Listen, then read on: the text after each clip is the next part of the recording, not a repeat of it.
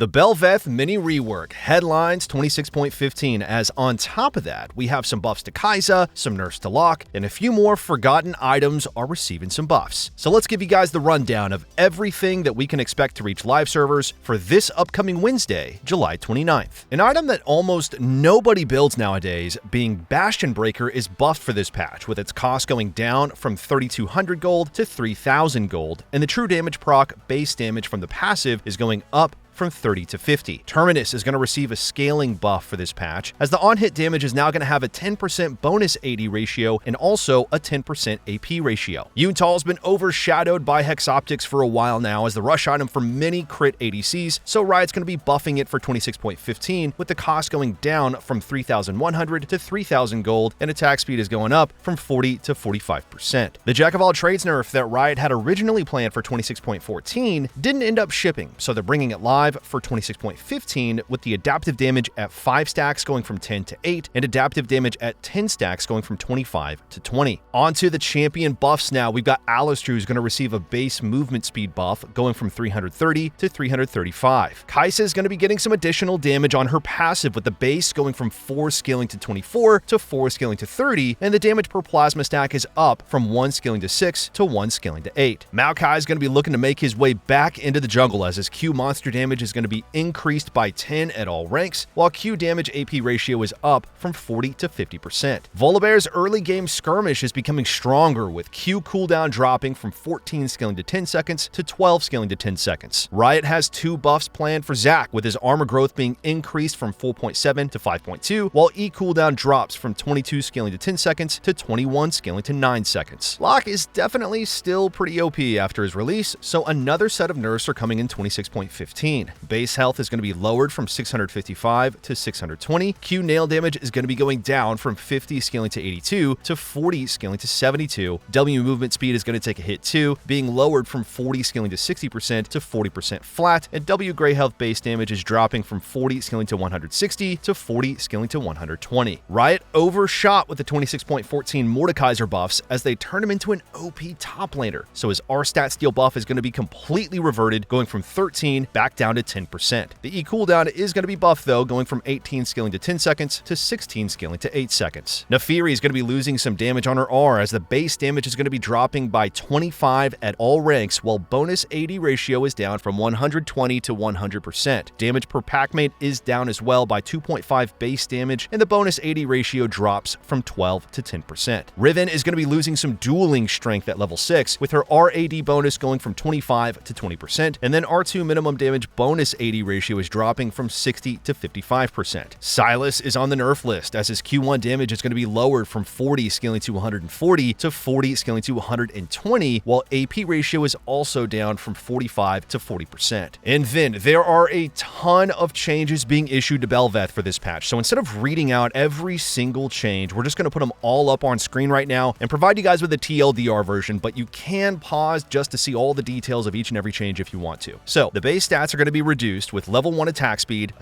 ratio, base AD, armor, and health all going down. Now, scaling armor and health are being increased though. The passive is being changed so that instead of attack speed after spellcast being 20 scaling to 40% for 2 attacks, it's now going to be 20% flat for 3 seconds. Attack speed per stack is down early, but it's buffed later on. Q is going to be changed so that the speed of the spell is going from 800 scaling to 1000 to 850 flat. The between cast cooldown of Q is going to be nerfed heavily early on, going from 1 second flat to 4 scaling to 1 second. Q monster damage is up early, but nerfed later. Minion damage amp is going to be removed. Q base damage is up early on, and attack speed to ability haste conversion is going to be down. For W, the base damage is being increased, however, it's going to no longer have a bonus AD ratio. W slow duration is up from 1.25 scaling to 2.25 seconds to 2 seconds flat. However, the slow strength drops from 50 to 30%. W knockup duration is down early, but buffed later. E base damage and scaling are going to be up. However, increased missing health damage drops from 300% to 100%. E number of strikes is going to be nerfed, going from 1 per 33% bonus attack speed to 1 per 40% bonus attack speed. Damage reduction on E is down early, but buffed later. Lifesteal does stay the same early game on E, but it is up later on. E cooldown is going to be going from 20 scaling to 16 seconds to 24 scaling to 12 seconds. And the E monster damage is going to be up from 150 to 200%. 10%. And then for the R changes, passive on-hit damage is now going to apply every attack instead of every other attack. Passive is no longer removed when swapping targets. R passive true damage is going down from 6 scaling to 14 to 2 scaling to 6, with bonus 80 ratio dropping from 12 to 3%. Explosion damage from R is going to be going down. The heal and bonus health is going to be increased. R auto range is going to be down early, but buffed level 11 onwards. Total attack speed and size from R is going to receive similar buffs too. Unempowered and empowered buff duration is now going to be infinite when you reach 80 stacks. So the big takeaway from all of these changes is that Bel'Veth's early game is getting significantly weaker, while her late game fantasy does see a boost. But hey, while videos like these that we just went through give you insights on what to play, our brand new Season 16 Essentials course for every role teaches you how to win. Each of them designed to walk you through every stage of the game from start to finish, from the exact trading and recall timers that you need to win lane, to the mid-game macro decisions that 99% of players on the internet just get completely wrong, all the way to the team fighting tips and tricks challengers abuse to always deal the highest damage possible. Whether you're a top laner in the most unfavorable matchup in all of League history, a mid laner having to deal with everybody in your lane 24/7, a jungler trying to balance ganking and farming, an ADC stuck trying to hard carry with a support who just exists to grief you, or maybe a support that's struggling to carry games on your own. Our Essentials courses are tailor-made to focus on the exact concepts that actually matter for climbing, on your role in your elo. Check them out today, completely risk-free, using the link in the pinned comment or description below, as if you don't climb at least 5 divisions, you get every penny back. So that rounds everything out for the 26.15 changes, as that's what we can expect to reach live servers on July 29th. Thank you all so much for watching, and we'll see you in the next one.